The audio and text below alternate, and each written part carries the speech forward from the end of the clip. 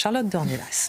À l'approche de la réouverture de Notre-Dame de Paris, il y a de la tension dans l'air. D'abord, au sujet d'une prise de parole d'Emmanuel Macron à l'intérieur de la cathédrale qui n'est pas exactement au goût des autorités ecclésiastiques. Première remarque. Et pas que ecclésiastique, à mon avis, si on veut avoir l'avis de Marc Menant, il va être d'accord. Vous vous souvenez, au moment où Rachid Dati avait imaginé faire payer l'entrée pour les touristes à Notre-Dame, déjà le bruit courait dans certains couloirs ecclésiastiques que c'était une manière de mettre l'archevêque dans l'embarras, puisqu'il était obligé de dire non publiquement, et que c'était une manière justement de régler ce bras de fer. Et certains avaient évoqué à l'époque deux choses. Un, le fait que Emmanuel Macron voulait remettre les clés de Notre-Dame de Paris à l'archevêque. Et la deuxième chose, qu'il voulait prononcer un discours à l'intérieur de la cathédrale. On se souvient qu'au moment de l'incendie, souvenez-moi, alors c'était pas le même archevêque, à l'époque c'était Monseigneur Aupetit, mais vous vous souvenez quand Emmanuel Macron avait fait son allocution, à l'époque il avait dit le lendemain, je tiens à préciser au président de la République que le mot catholique n'est pas un gros mot, puisqu'il avait parlé de la reconstruction en 5 ans de Notre-Dame, et il avait oublié d'évoquer le caractère spirituel de Notre-Dame et l'existence des catholiques à l'intérieur notamment de Notre-Dame.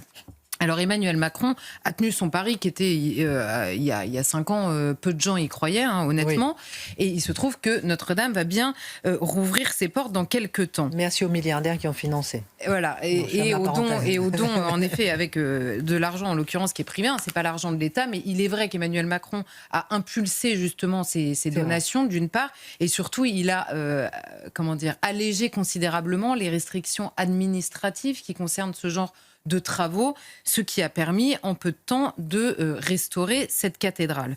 Alors, l'archevêque de Paris a parlé et il a fait savoir, on sent que l'ambiance a été un petit peu tendue dans les discussions, puisqu'il a expliqué au moment de présenter ce qui allait se passer dans cette cérémonie de réouverture, il a dit le président de la République ne me remettra pas les clés puisque je ne les ai jamais perdues. Alors là, vous comprenez que, vous savez, l'État est propriétaire des cathédrales et l'Église en est affectataire. C'est donc elle qui a les clés et c'est elle qui tient le culte à l'intérieur, et la loi de séparation des églises et de l'État précise que là où le culte est rendu, les prises de parole et de position politique sont interdites. Voilà quel est le sujet entre les deux. Donc déjà, il a dit publiquement, les clés, vous êtes gentils, je les ai gardées, elles sont sur mon trousseau et vous n'avez jamais eu les clés pour moi. Et l'autre point de tension, ça avait été révélé en mai dernier, c'était en effet ce discours à l'intérieur de la cathédrale.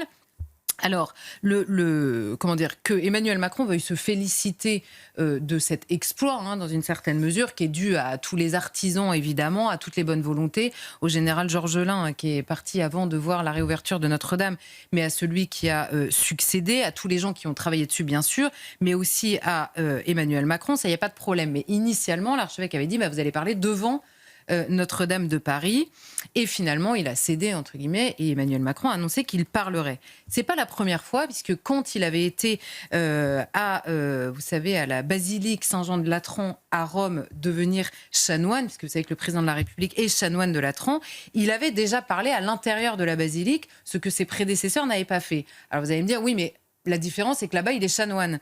Oui, d'accord, mais à l'époque, alors j'ai retrouvé l'Élysée qui était un peu gêné. Vous savez, il rentre en procession avec les prêtres, il reçoit.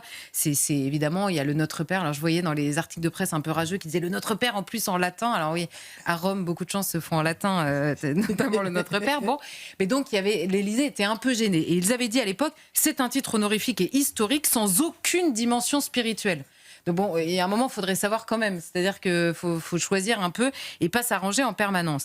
Et évidemment, la presse rappelle depuis quelques jours, à raison, que De Gaulle s'est trouvé plusieurs fois dans Notre-Dame de Paris sans jamais, évidemment, prendre la parole. Pompidou, quand il a, au moment de l'hommage pourtant national rendu à De Gaulle, n'a évidemment pas pris la parole à l'intérieur de Notre-Dame de Paris. Même les rois n'auraient pas pensé à le faire. Et Alexis Brézé, vous savez, du Figaro, rappelait ce matin, il dit, finalement, si on cherche, et on peut chercher pendant longtemps, la dernière prise de parole politique à l'intérieur de Notre-Dame de Paris, c'est en 1793, quand les révolutionnaires en ont fait le temple de la raison.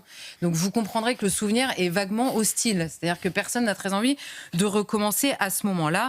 Mais finalement, Emmanuel Macron, quand il s'était rendu au collège des Bernardins, vous vous souvenez, alors ça on avait fait hurler certains, mais il avait prévenu la manière dont il conçoit sa relation avec l'Église. Il avait dit à l'époque, je veux restaurer, réparer le lien abîmé entre l'Église et l'État. Tout le monde avait pensé évidemment aux manifestations contre le mariage pour tous quelques années auparavant.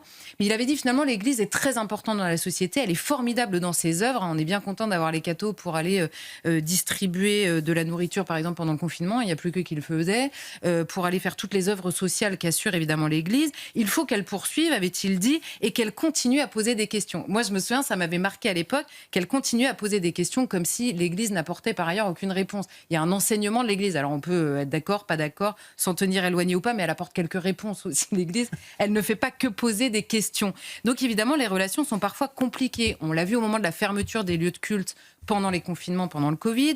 Évidemment, le débat sur la fin de vie oppose notamment Emmanuel Macron et l'Église. La constitutionnalisation de l'IVG aussi avait posé forcément un problème entre les deux. Mais parfois, l'Église est utile. Et au moment de la réouverture de Notre-Dame, Emmanuel Macron rêve d'avoir sa place, évidemment, au moment où le monde entier va regarder à l'intérieur de Notre-Dame de Paris. Excellente remarque, ma belle Charlotte. Autre débat ces jours-ci, la présence du pape, ou plutôt son absence, alors qu'il pourrait se rendre en Corse quelques jours plus tard.